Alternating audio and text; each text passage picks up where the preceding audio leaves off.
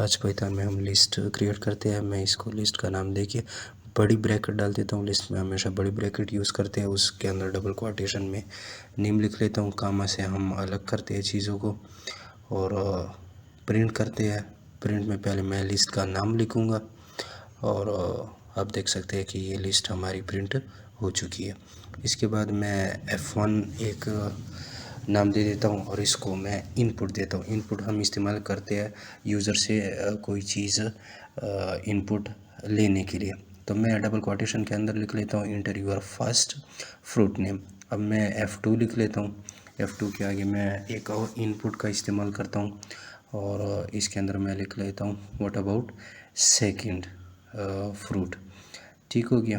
तो उसके बाद मैं एक F3 लिख लेता हूँ।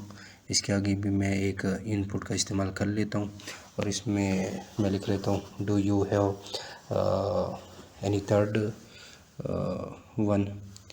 ठीक हो गया। तो ये 3 मैंने बनाई हुई है।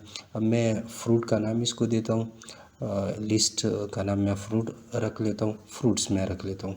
ठीक हो गया। और लिस्ट बना लेता हूँ। इसके लिए हमें बड़ी ब्रैकेट की ज़रूरत पड़ेगी और इसमें जितने भी मैंने ये ऊपर की चीज़ें ली है F1 कामा से मैं अलग करके F2 और फिर F3 लिख लूँगा। तो मैं प्रिंट लिख लेता हूँ और प्रिंट में मैं फ्रूट्स जो कि हमारी लिस्ट का नाम है। ठीक है। तो ये हमसे पूछ रहा है enter your first fruit name. मैं mango, what about second fruit, तो इसमें मैं लिख लेता हूँ एप्पल और थर्ड में मैं लिख लेता हूँ डेट्स। ठीक है।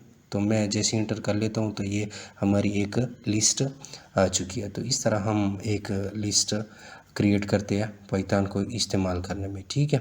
F1 F2 F3 हमने इनपुट लिया था, फिर फ्रूट्स हमने एक लिस्ट बनाई थी F1 F2 F3